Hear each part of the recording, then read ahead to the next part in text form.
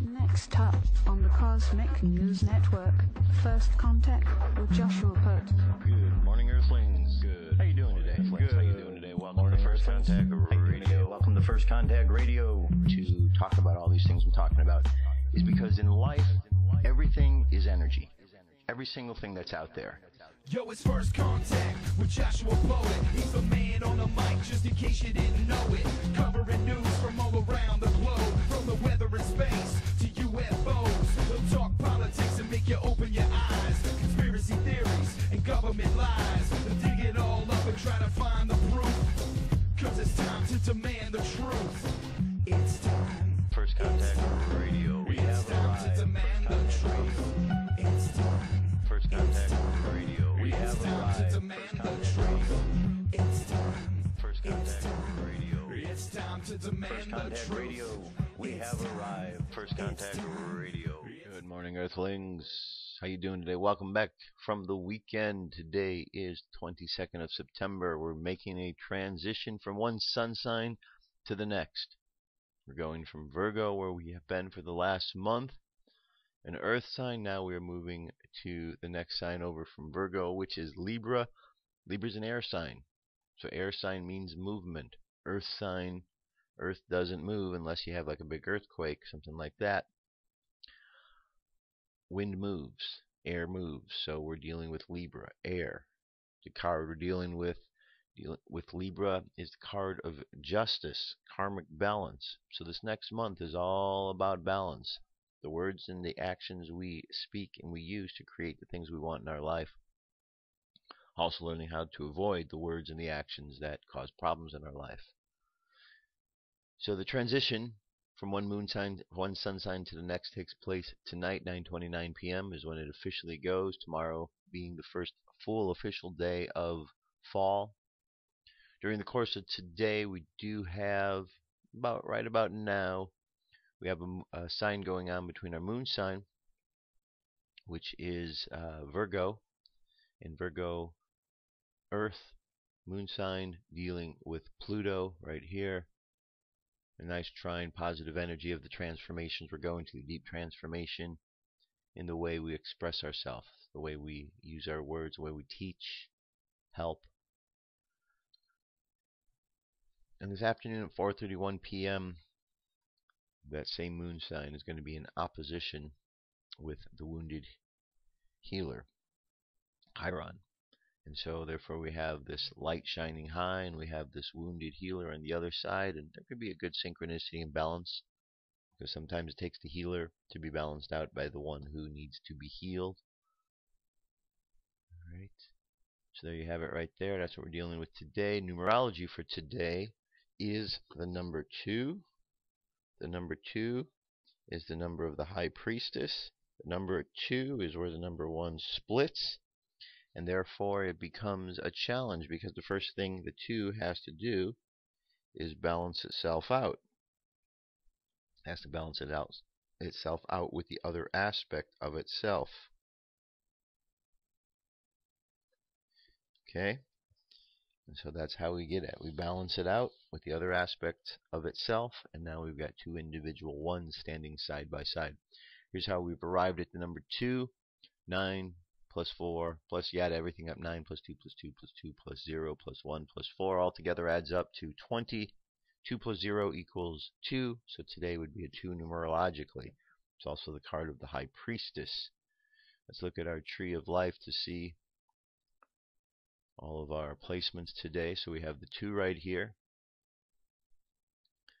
2 is the High Priestess, and we have the moon sign Virgo right here, and the sun sign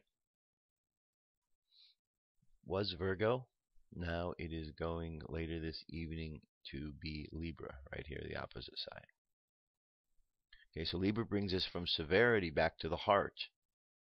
It balances out all those things. So all the things in the world we're dealing with, we've got a lot of severity going on. Now justice is going to start to be applied.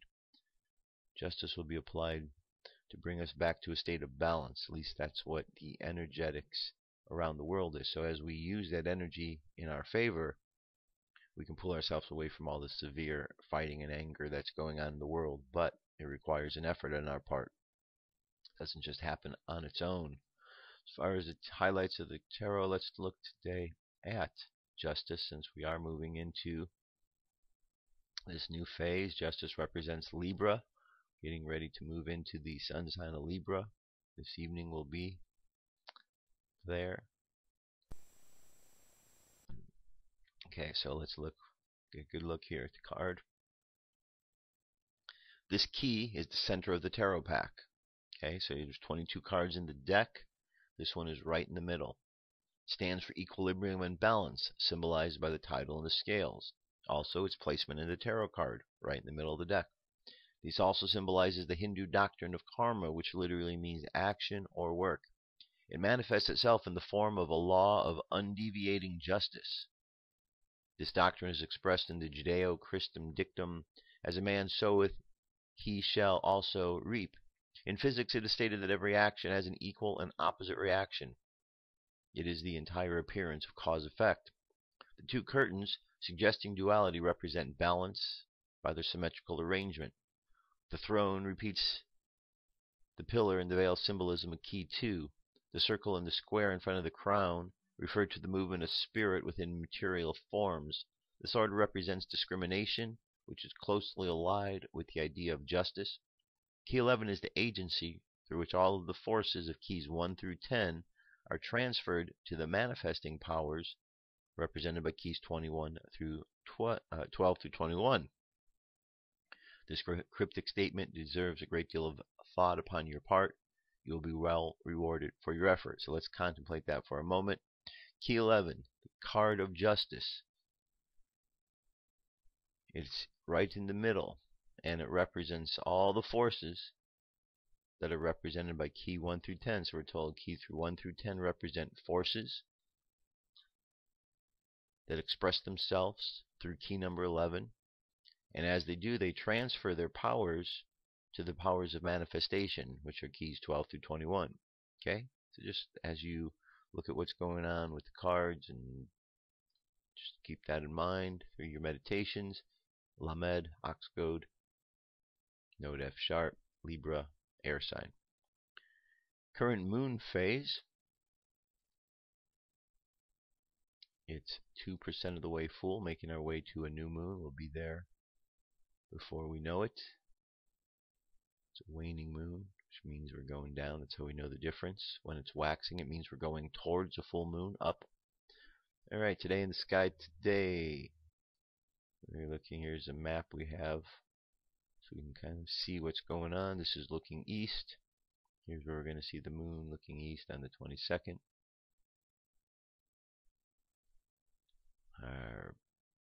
See, the September equinox comes at 10:29 p.m. on this date.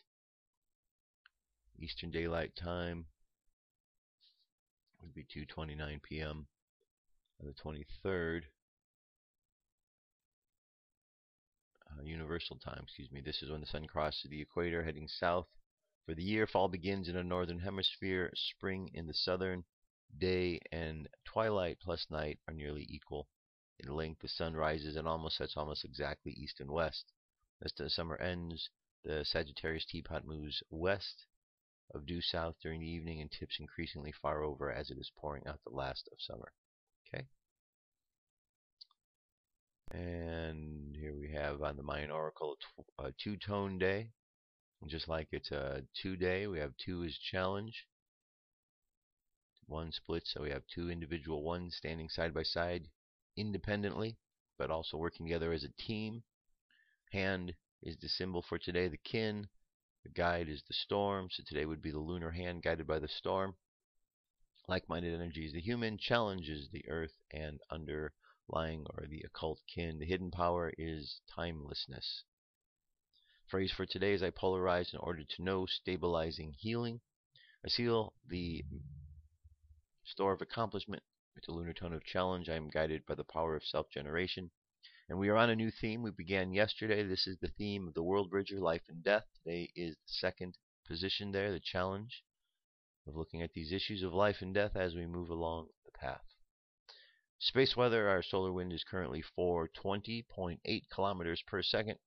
Planetary K-index is between a 2 and a 3. Coronal holes, not really much of anything. We do have this one here, and something tells us by the 26th or 27th we could feel some effect from those. M-class flare possibility is up now to 35% chance. X-class is up to 10. Geomagnetic storm activity, 20% in the mid latitudes, as high as 30% up in the high latitudes. And on the Jewish calendar today would be 27 Elul. The daily thought for 27 Elul is Happy Birthday Universe. Every year our sages taught, with the cry of the shofar, the entire universe is reborn. And so at that time, with our resolutions and our prayers, we hold an awesome power to determine what sort of child this newborn year shall be, how it will take its first breaths, and how it will struggle to its feet, and how it will carry us through life for the 12 months to come. It is truth. It is not only once a year. At every new moon, in a smaller way, all life is renewed again. And so too, every morning we are reborn from a nightmare taste of death. And at every moment, in the smallest increment of time, every particle of the universe is projected into being out of absolute nothingness, as if it was at the very beginning. Which is why there is always hope, because at every moment life is born anew, and we are the masters of how this moment will be born. And there we have it. That gets us started for today. Who knows what we're looking at? Lots of changes, beginnings of new cycles. And let's jump over to UFO news, because it's next. Time to demand the truth. That's it. I'll talk to you tomorrow. Peace. I'm out of here.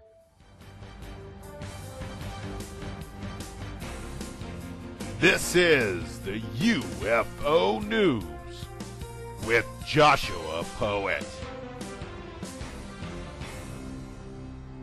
Alrighty, Dirk. Thank you very much. Today's UFO News is going to start us off. We got a whole bunch of news today.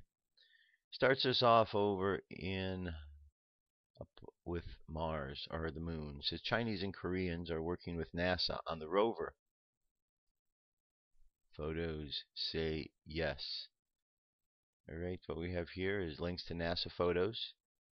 Just when you thought you knew everything about the Mars Curiosity rover, something like shows up on the NASA blog. Yesterday I checked out the Curiosity blog. Yes, they have one. And found these two photo close-ups using the remote micro imager. Chinese and Korean writing shows up on the images clear as day.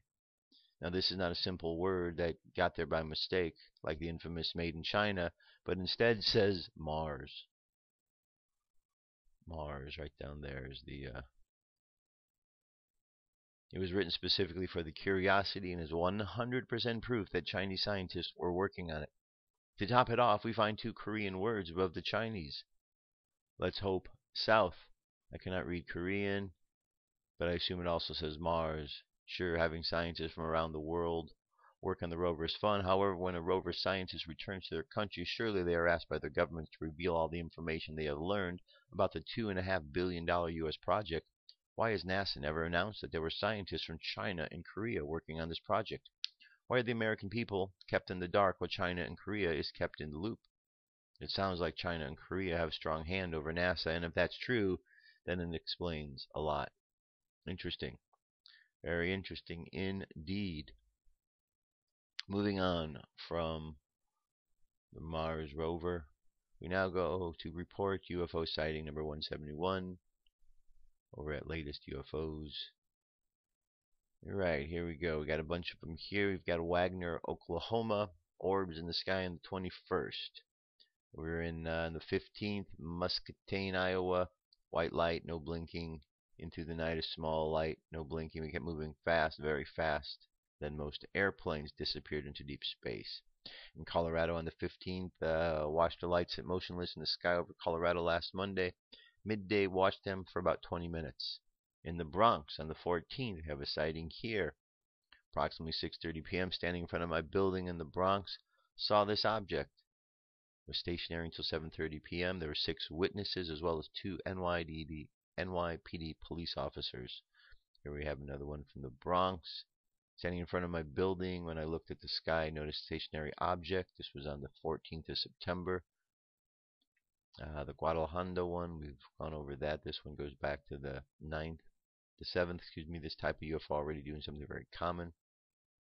All right. So we have a good amount of sightings here. Check out this link. We're going to jump over to the next story here. Official documents about aliens living on Earth. Official documents about aliens living on Earth. All right. Interesting report from Tercer Milenio about the government documents confirming the existence of extraterrestrials. There's also an interesting FBI document from 1947 about interdimensional beings living on Earth. The video itself, I'm going to leave for you, it's 4 minutes 34 seconds. You can check it out, see what you think. Next story. NSA claims it can't release non-redacted UFO files. UFO files of National Security Agency, the NSA, were released in the 90s, have been requested by John Greenwald, UFO and government secrecy researcher, to further be declassified. After a legal battle, however, the files were released, but a lot of information was redacted and scratched out. However, Greenwald has been told by NSA that they can't find one original out of the hundreds of pages of files about UFOs. The information of response was received by Greenwald related to a request for a mandatory declassification review of the UFO files in NSA's possession. The agency is required by MDR to review redacted files that were previously released to unredacted information that is recently declassified. The process is similar to the revelation of a name Area 51 last year in CIA documents. The Yates affidavit fulfilled the MDR redacted related to the lawsuit requesting NSA's UFO files be released in 80, but NSA informed in writing that they can't locate unredacted copies of the original files that were reviewed and released to the public. The Citizens Against UFO Secrecy have been using the Freedom of Information Act, or commonly known as FOIA, to ask several government agencies to release their UFO files. Citizens Against UFO Secrecy sued the NSA and later when the latter refused to release the files. NSA monitors communications from around the world as part of its regular functions, making it an agency with a large amount of UFO files, which are called communication intelligence, ComInt. Hundreds of these files have relations to UFOs. However, the NSA wants these files to remain classified. All right, more to the article. Check it out. Onward to the next story. This is ISS, 15th of September, just 15th of September. And we may have seen this one already. Street Cap 1, always getting good stuff. Okay, there's an object out there. Is it real? Is it not? I don't know. I'm not out there looking at it.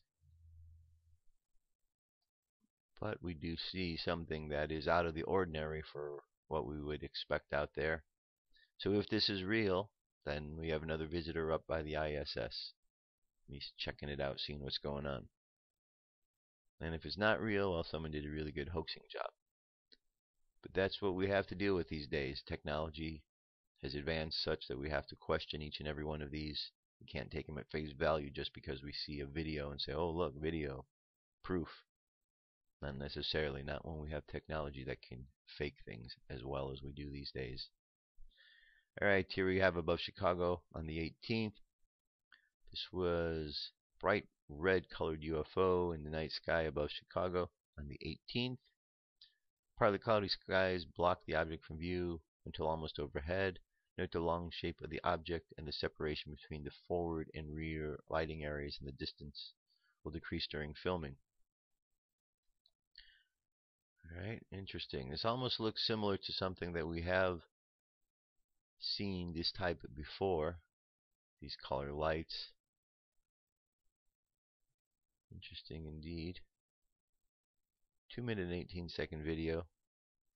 Good shot above Chicago, whatever this is. Alright, moving on. This is over Chicago also. This time that's an angel. also on the 18th. So it was a busy day on the 18th. Busy day. This is the image right here. It says new amazing video footage of a bright angel. 2-minute, 16-second video showing you where this took place.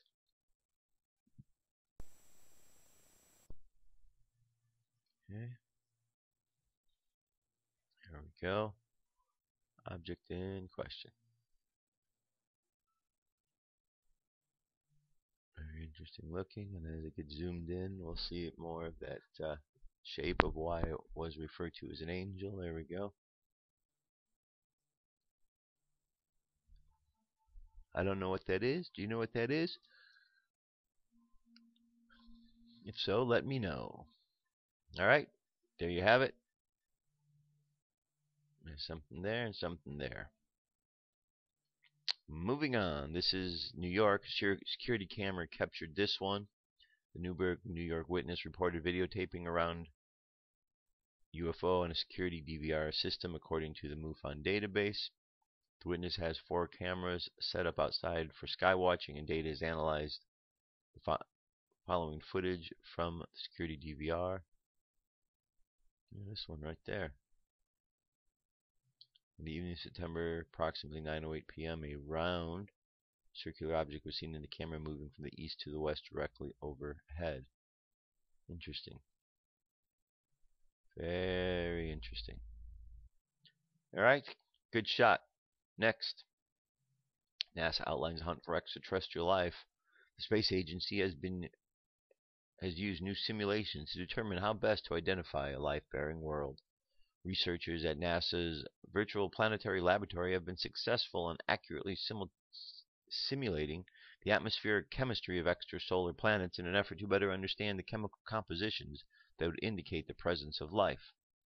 Now, thanks to these findings, they've been able to reveal the best way to determine whether or not the presence of a gas such as methane means that a planet could have life on it. When we ran these calculations, we found that in some cases there was a significant amount of ozone that built up in the atmosphere, despite there not being any oxygen flowing into the atmosphere, said NASA's Sean Domagal-Goldman. It has been important implication for our future plans to look for life beyond Earth. The researchers concluded that it is enough to rely on the detection of just one key gas in the atmosphere of an extrasolar planet, as there are too many non-biological processes that could give rise to them. Instead, they argue to identify a planet as a potential habitat for life, there needs to be indications of at least 2 of these gases present in the atmosphere. Our research strengthens the argument that methane and oxygen together, or methane and ozone, are still strong signatures of life. Moving from here, we now have a sighting over California. This is a very clear shot of a UFO. My first inclination when looking at this photo is that the object was a remote control man-made craft, possibly a drone. Once you take a look, you can easily see there are no visible means of propulsion, so whatever it is, it's incredible. Coming home from about 6:55 p.m. when I pulled in my driveway above and beyond my neighbor's house, I noticed a bright orb hovering. It reflected the sunset orange. That's why I noticed it. Beside it was completely clear blue sky. I thought it would have been a balloon or some sort of odd-looking helicopter, but it didn't have any rotors. It appeared to have rods or antennas coming out of it. I went to my background to get a better view. It appeared to be less than a mile away. Over residences, I got my camera. Again, 5 minutes later, set up my tripod and took a few photos.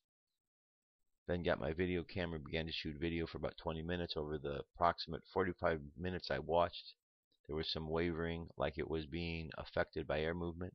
At times it would descend behind a large tree, then reappeared slowly as it came out from behind the tree.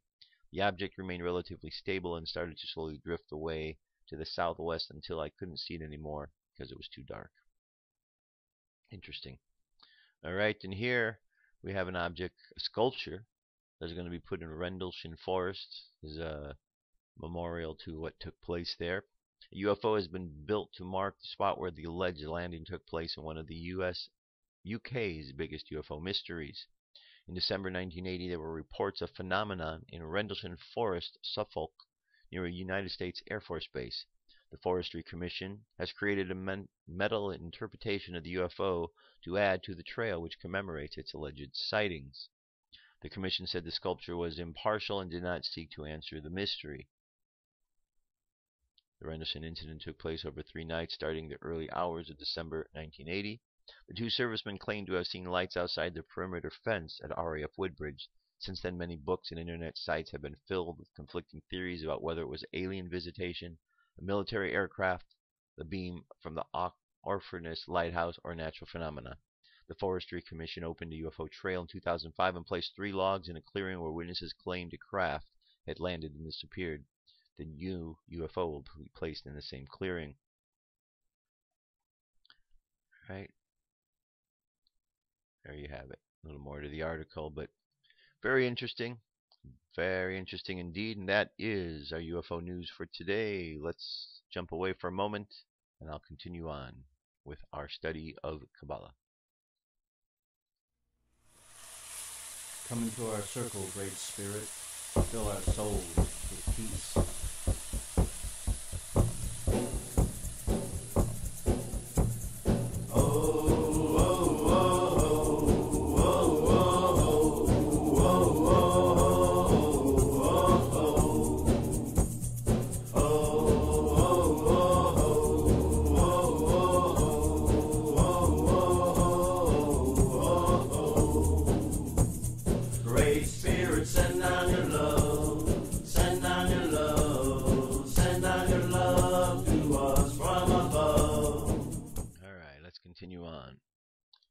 So over the last several weeks, 8 weeks, 9 weeks, we've been going over the Kaballah, Tree of Life study. We're going to continue on with that today.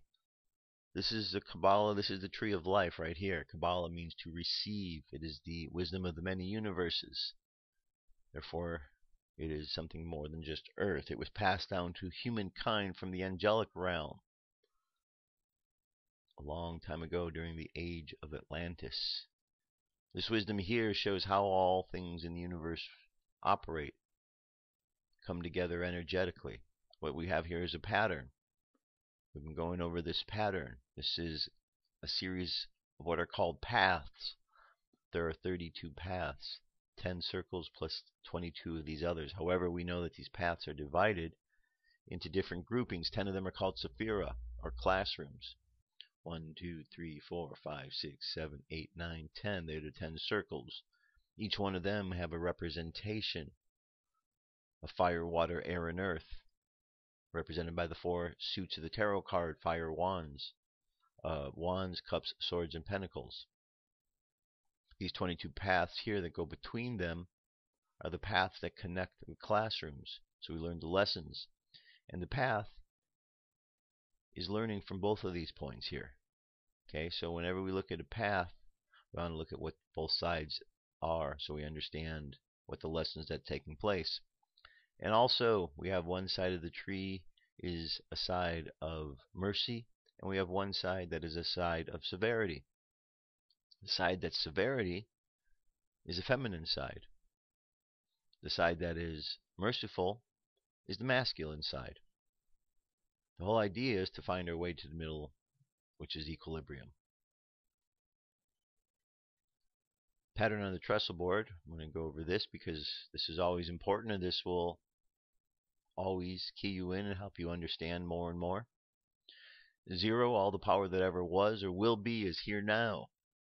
1, I am an expression for the primal will. I am the center of expression for the primal will to good, which eternally creates and sustains the universe. 2, through me its unfailing wisdom takes form in thought and word. 3, filled with understanding of its perfect law, I am guided moment by moment along the path of liberation. 4, from the exhaustless riches of its limitless substance, I draw all things needful, both spiritual and material. 5, I recognize the manifestation of the undeviating justice in all circumstances of my life. 6, in all things great and small, I see the beauty of the divine expression. 7, living from that will, supported by its unfailing wisdom and understanding, mine is the victorious life. 8, I look forward with confidence to the perfect realization of the eternal splendor of the limitless light. 9, in thought and word and deed, I rest my life from day to day upon the sure foundation of eternal being. And 10, this kingdom of spirit is embodied in my flesh. Okay? If you just work with this every day, print this page out, look at this symbol, and make this part of your meditation, you'll learn a lot about this tree just from this alone. All right, continue to keep the link to the PDF for the Sefer Yetzirah because this is a very important book. It's a book of formation. I'm not going to go over this again. I'm going to jump into the mystical Kaballah because we are continuing on. Today we are at chapter 13, Practical Work Upon the Tree. This is the last chapter before we get into each individual Sephira. So this kind of wraps up what we've been working on in learning from this first part of the book. There we go. If among the readers who have followed these studies in the Kabbalah thus far there are any of the more advanced students of a Western cultism, they will no doubt have found much more than that is familiar, than is new or original. In working upon the storehouse of ancient knowledge, we are in the position of excavators working on the site of a buried temple, where you're digging up fragments rather than studying a coherent system, for the system, though coherent enough in its heyday, was broken and scattered and defaced by the persecutions of 20 centuries of unenlightened bigotry and spiritual jealousy. More work has been done upon these scattered fragments than is generally realized, however. Madame Blavatsky gathered together a great mass of data and exposed it to the gaze of the public, which understood it little better than the child gazing at the cases in a museum and marveling at the queer things they contain. The scholarly work of G.R.S. Mead has given us much information concerning the gnosis, the esoteric training of the Western world during the earlier traditions of our epoch. Miss Atwood's monumental book has revealed the significance of alchemical symbolism to us. None of these, however, have expounded the Western tradition as initiates of that tradition, but have approached it from outside and either pierced together its fragments, or, as in the case of Madame Blavatsky, interpreted it by analogy in the light of the more familiar system of another tradition. Those who approach the study of the subject from the inside, that is to say, with the initiatory keys, and employed it as a practical system for the exaltation of consciousness, have for the most part maintained a secrecy, which though it might have not only been justifiable and even essential in the days when the Holy Inquisition rewarded such researchers with a stake, it is difficult to assign to any more credible motive in our liberal age than a desire to create and maintain prestige. A very effectual comer in the occult practice, if not in occult knowledge, has been established and maintained among English-speaking peoples for the last quarter of a century. A comer that eventually defeated the spiritual impulse which should have given rise to the renaissance of the mysteries during the last quarter of the last century. Consequently, the earth being ripe for sowing, and the wheat not being broadcast therein, the four winds brought strange seeds to the waiting ground, and a tropical growth sprang up that, having no roots in racial tradition, withered away or developed strange forms. The buried temple of our native tradition has actually been excavated in part, at any rate, but the rescued fragments have not been made available for students according to the honorable traditions of European scholarship, but have been gathered together into private collections, the keys whereof have rested in the pockets of individuals who have opened and closed the doors in an entirely arbitrary fashion. I have no doubt these pages will cause heartburnings in certain quarters whose private collections they depreciate in value, but I have no doubt also that the innumerable students who essayed the Western path in vain may find in these pages the keys to what was incomprehensible to them in the method, or perhaps, to be more accurate, the complete lack of method in which they were trained. Speaking for myself, it took me 10 years' work in the dark before I found the keys, and I only found these in the end because I was sufficiently psychic to pick up the inner plane contacts. I find it difficult to believe that any useful purpose is served by deliberately darkening counsel, or by withholding from the student keys and explanations that are essential to his work. If the student is unworthy to be trained, do not let us train him. If he is to be trained at all, let us train him properly. In the following pages I have done my best to elucidate the principles governing the use of magical symbolism. The practical use of the ceremonial method is best attempted under the guidance of one who is already experienced in its use. To work alone or with equally inexperienced comrades is to run unnecessary risk, and there is no reason why anyone should not experiment with the meditative method. In order to use the magical symbols effectively, one has to make contact with each individual symbol. It is of little use to make a list of symbols and proceed to the construction of a ritual. In magic, as in violin playing, one has to make one's notes. One does not find them ready-made on the piano. The student of the violin has to learn to make each individual note before he can play an air. So it is with occult operation. We must know how to construct and contact the magical images before we can work with them. The sets of the symbols associated with each of the 32 paths used by the initiate to build up the magical images. It is necessary that he should know these symbols not only in theory but also in practice. That is to say, he must not only have them thoroughly well rooted in his memory, but must also have performed meditations upon them individually until he has penetrated their significance and experienced the force they represent. To know the vast range of symbols associated with each path is, of course, the work of a lifetime. But the student must learn the key symbols of each path as the essential preliminary to his studies. He is then able to recognize all the other symbol forms as they come his way and assign them to their proper classification. His knowledge will thus develop under two aspects. Firstly, the knowledge of the symbolism and its infinite ramifications, and secondly, the philosophy of the interpretation of that symbolism. Once he has mastered a working knowledge of the concepts of esoteric cosmogony, and has a general scheme of symbolism assigned to each sephira well fixed in his memory, the student equipped with a card index system can commence collecting the material for his files from every imaginable source in archaeology, folklore, mystical religion, travelers, tales, and speculations of ancient and modern philosophy and ultra-modern science. The uninitiated inquirer may wonder how the enormous mass of data is kept sorted in the memory.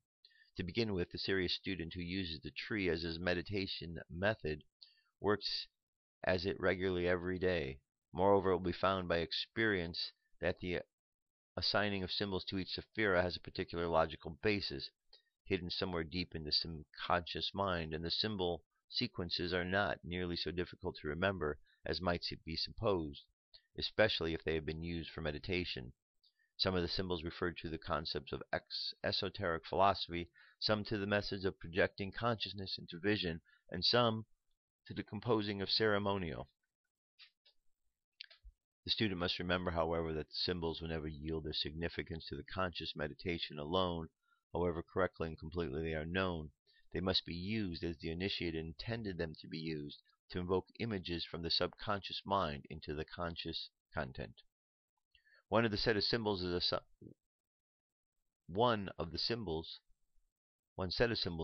to the 10 holy sephira themselves, and another set to the 22 paths that connect them. Some of the symbols, however, occur in both sets, and all of them interconnect through their astrological and numerological correlations. This sounds most perplexing and complex, but in actual practice it is far simpler than it sounds, because the work is not done with the conscious mind, but with the subconscious mind. And it matters very little in what manner the symbols are pitchforked into. The strange demon that sits behind the censor sorts them out, pitching that which it requires and rejecting all else, until finally a coherent pattern reappears in consciousness that only requires analysis to yield its significance after the same manner as a dream.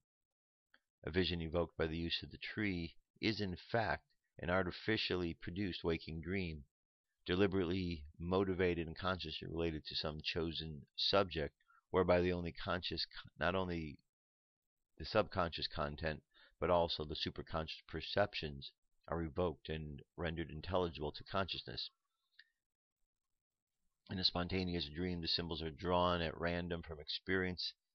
In the Kabbalistic vision, however, the picture is evoked from a limited set of symbols which the consciousness is readily restricted to a highly trained habit of concentration. It is this peculiar power to turn the mind loose within determined limits which constitutes the technique of occult meditation, and it is not only to be acquired by constant practice over a considerable period. It is this which constitutes the difference between trained and the untrained occultist. The untrained person may be able to detach consciousness from the control of the directing personality and thus allow the images to rise, but he has no power to restrict and select what shall appear, and consequently anything may appear, including a varying proportion of subconscious content. The trained occultist, however, accustomed to use this method in his meditations, is able to swing instantly clear of the normal subconscious content unless it is disturbed by emotion, in which case he is liable to be entangled in its message.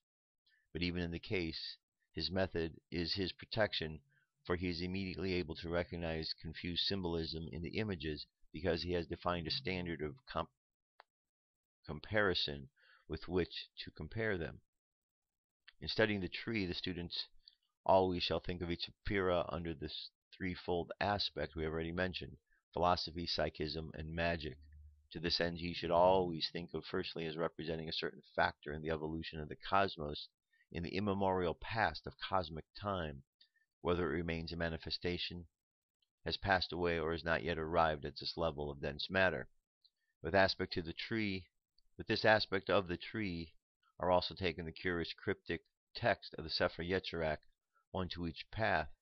These most baffling utterances have a curious way of yielding sudden flashes of illuminations to meditation, and are by no means to be rejected as rubbish, incomprehensible though they may appear at first sight.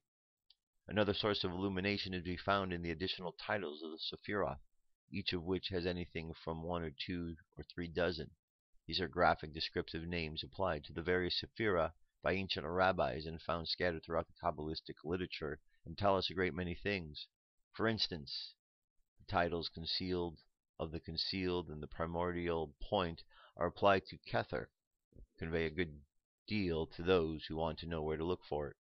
We can also, once we've acquainted with the symbolism assigned to the various Sephira, their equivalent gods and other systems, and we look up the symbols, functions, concepts, and methods of worship assigned to these deities, we get a fresh flood of illumination. By use of a good mythological dictionary or an encyclopedia, Fraser's Golden Bough, and Mavadim Blavatsky's Secret Doctrine and his Unveiled, we can, by mere application of diligence, read a great many riddles that at first appear insoluble, and exercise is a fascinating one.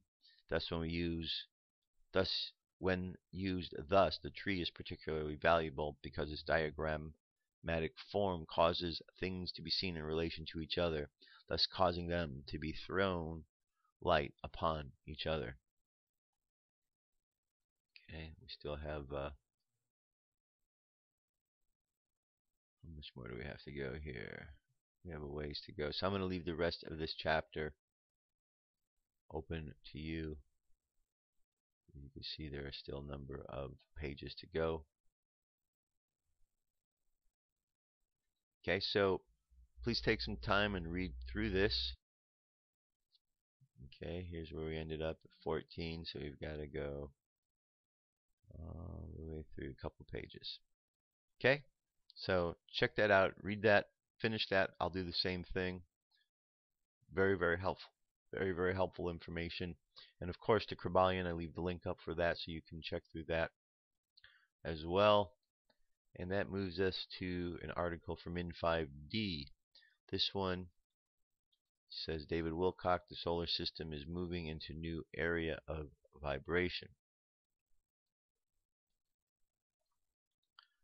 Alright, according to the research of David Wilcock,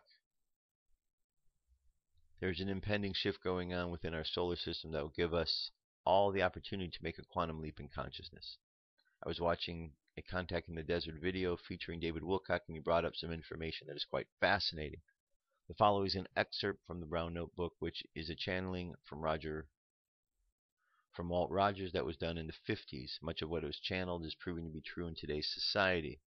Man in his present state on this planet must change in order to survive.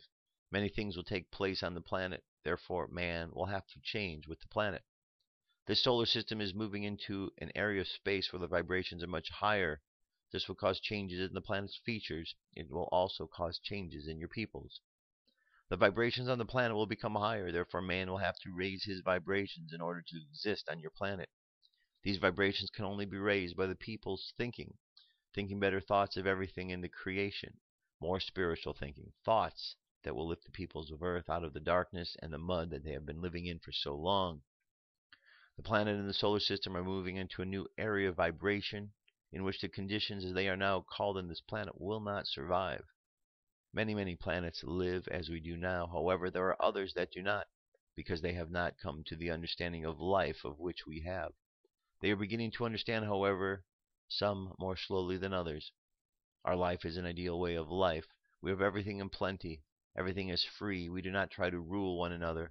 Our children are allowed to express themselves, not the wishes of the parents, as you call them. Each individual is ruled by none other than but the Creator. We are all ruled by love, love of the Creator, love of one another, love of everything in the creation. We find this way of life very enjoyable, not only to the drab existence had by your peoples of Earth. He then talks about the brown notebook material. So here we have the video. Right here it is 2 hours and 34 seconds in length. This is from the contact in the desert. Many people believe that our sun is not a fixed position, that it is traveling through space in a heliocentric manner in which our planets follow along. Under this premise, it is quite possible that our solar system could be moving into area space where the vibrations are much higher. This may be related to the photon belt, or it may just be an area of the solar system that it infuses our bodies with higher energy vibrations, which may explain how numerous children have been born with additional DNA condoms turned on. If we are moving into a higher vibrational area of space, then it only reinforces the importance for all of us to make proper adjustments in order to take advantage of this opportunity. Everyone has a chance to dramatically raise their vibration, but it requires some work. In other words, those who do not raise their vibration may find it difficult to move forward and may be left behind for another 26,000-year processional equinox time period, while those who have done their work will move forward with Mother Earth. According to this channeling, vibrations can only be raised by the people's thinking better thoughts of everything in the creation of more spiritual thinking. Alright, let's jump to the end of the article. The big payoff. Please do read the rest of it. Gets into the shift doesn't require the entire planet to wake up. Just needs a number of individuals. Fortunately, it doesn't take a lot of people to change your current reality, as love is much stronger than the vibration of fear. Says the following is an excerpt from an article, Proof that Group Meditation Can Change the World. Meditation has the potential to literally transform the world. In 1978, what is known as the Maharishi effect took place when a group of 7,000 individuals over the course of 3 weeks were meditating in hopes of positively affecting the surrounding city. They were able to literally transform the collective energy of the city, which reduced global crime rates, violence, and casualties during the times of their meditation by average of 16%. Suicide rates and automobile accidents were reduced with the variables accounted for. In fact, there was a 72% reduction in terrorist activity during the times in which the group was in meditation. According to this channeling, we can adjust Mother Earth or get left behind. As I have written in previous article, human residence and time speeding up phenomena, Mother Earth has been raising her vibration. The human resonance is basically the heartbeat of the planet and has remained at 78.3 for several thousand years, but recently it has gone up to as high as 8.5 and has remained for over 8 for as long as I have been recording it on In5D News. What this means is that our planet is already making these adjustments, and she is giving us all the opportunity to raise in vibration with her. She is also giving notice that those who continue to live in a lower vibrational reality, that they either change their ways or they will face the consequences of not doing so. According to the channeler, man in his present state on your planet must change in order to survive. He also added that man will have to raise his vibrations in order to exist on your planet. That doesn't mean that you need to live the life of a saint, according to Wilcock. You only need to be 51% of positive vibration to make this shift. The material presented corroborates with many other sources, such as Dolores Cannon and how she sees the new Earth. Every thought is playing a huge role in determining our present individual and global realities. In the end, we all make the move forward, but some may have to wait another 26,000 years for this opportunity to present itself again. Please do not construe the channeling as fear-mongering and try to view it as an observer. As always, please use your own discernment in any information you receive. Based on Wilcock's information, those who do not make the shift, this is one opportunity to learn more of life's third dimensional lessons in order to make the soul complete. For those who make the shift, your work will pay off in ways that are unimaginable. All right, very good article, Greg. Thanks very much. And yes, it's very important that we recognize these shifts, this energetic that we have moved into. We've talked about it for a long while, so you're not hearing anything new. You're just seeing that more information comes forward to confirm what it is that we've all been talking about for some time. So what you hear in that article, what Greg is saying, other articles at In5D, stories, channeled messages, they're all saying the same thing, this great shift that we're in the midst of. But with 7 billion people on the planet, not everyone is going to experience the shift in the same way. And that's where it comes to where our consciousness is. We're all going to experience the shift, but we're all going to experience it differently. Some will experience the shift and it will be really intense. Others it will be smooth. It all depends where you want to put your energy. If you want to make it a positive experience, you put your positive energy all around you and you allow that to be the thing that travels with you and expresses itself around you. If you want it to be a negative experience, keep buying into all the negativity in the world and you'll certainly have that. Just depends on what we choose to do. All right, that brings us to our channeled message for today. Comes to us from Hilarion. Here we go. Hilarion. September 21st to 28th, 2014. Hilarion. Beloved ones, those who are able to move beyond the current distractions come together in focus for a world of peace. This energy is being magnified and multiplied by the higher dimensions, for as given before, wherever two or more are gathered there also is the Christ consciousness. The forces of light and love take great delight in joining with the individuals who take part in a worldwide focus to bring in the highest outcome for the earth and all of humanity. By the efforts of these combined forces of light, many positive and benevolent changes take place in the world. It is a sacred and holy work that is performed with love and reverence by those who heed the call. Lighted souls the world over turn within to offer their deepest and most heartfelt desires to the Creator of all that is, in faith and trust, and a deeper understanding that they are each a divine spark of the divine manifesting upon the earth. They turn then to contemplate the beauty of the world around them and celebrate the wonders of nature, the incredible sunrise and sunset, the myriads of tiny creatures that surround them, each unique and incredible in their exquisite detail. They drink in the colors of the flowers and notice how each petal seems to radiate light from within. They connect to the trees and listen to their timeless messages of fellowship, nurturance, and support. They begin to realize that life thrives on their planet and it is all connected to all that is and that they also are an innate part of it. They sense that each moment they spend contemplating and admiring the wonders of the world they live on is an endorsement and an acknowledgement of gratitude for the abundance that was created for their enjoyment. It is in this way, they realize, that the universe responds by bringing them more of that which fills their hearts with joy.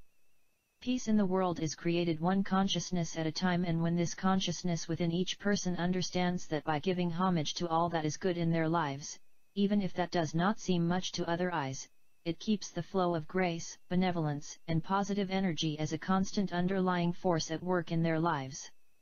The door to higher consciousness, to ascension, lies in the constant and continual feelings of sublime states of joy, bliss, and gratitude. Practicing and feeling these states connects people to the higher realms of perception, and once these higher realms are realized within, going back to the old ways cannot even be contemplated. The task then is to strive to achieve these states of being and feeling. To learn to recognize old thoughts that rise up seemingly out of nowhere, to observe oneself having these thoughts rise up, and to see that it is old energy no longer of use in one's life, and to just let it go without engaging that old energy by attaching it to something current in one's life. To quickly replace that old thought with an empowering new one. As this is practiced, it becomes easier and easier to stay in the sublime states of joy and bliss, which automatically generates feelings of gratitude.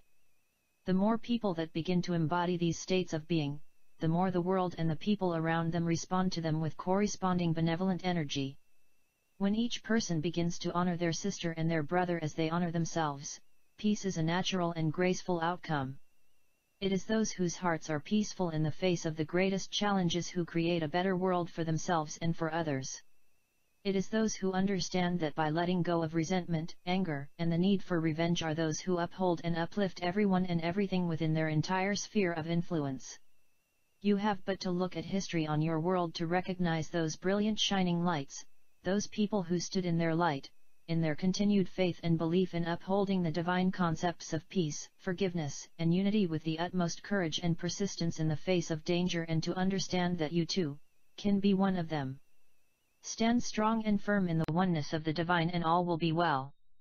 Until next week. I am Hyla Ryan. Alright, good message from Hyla Ryan. Brings us to our meditation, so close your eyes. Take a deep breath. And exhale. Take another deep breath. And exhale again. And another deep breath. And exhale. And just breathe in and out. And feel the rhythm of your breath as it goes in and out. And as you feel the rhythm of your breath and the life flowing in and out of you, feel the rhythm of life moving in and out of the earth. Feel the vibrations all around you. Feel the subtleness of these vibrations and the speed at which they are moving. And as you feel the vibrations all around you within yourself, you feel the speediness that is taking place with the planet as it is increasing. And as the planet increases in vibration and speed, you adjust yourself to keep up with that. So you imagine a little engineering room inside of your being where you go in and you make some adjustments, make a few calibrations to the equipment, and you feel, once these calibrations are set, you feel your body moving and vibrating a little differently. You feel your vibration in sync with the vibration of the planet. And so just imagine yourself walking through life today in synchronicity with all that exists, sending out love and light to each and every experience and just allowing this to be enough. Imagine the words of today's affirmation: I release all negativity and joy and hold joy in my heart. I release all negativity and hold joy in my heart. And hold that joy in your heart as you walk through the world today, sending out light and sending out love. So let's just imagine sending out light and love right now. White light, love from our heart chakra. Imagine the color green. Let's imagine the whole planet with a big blanket of green love all around it, absorbed into the planet. Let's just imagine that and hold that thought for today as we move forward. Let's let our subconscious mind continue on that journey and let our conscious mind come back to the present moment on the count of 3. 3, coming back to the present moment filled with confidence. 2, coming back to the present moment filled with faith. And 1, coming back to the present moment happy, healthy, and whole. Happy, healthy, and whole. Take another deep breath. Exhale and open your eyes. That's it, my friends. That is our show for today. Thank you very much for being here. The links will be available so you can continue on with the study of Kaballah. Read through the rest of the chapter of the Mystical Kaballah. Refresh yourself in any other books. It works. It really does. The more you study, the more you allow yourself to understand that pattern on the trestle board, the more you're going to really find this connects in with you in deeper and deeper ways each and every time. That's it for today. I'll be back tomorrow. Have an awesome day. I love you. Keep loving each other. Peace. I'm out of here.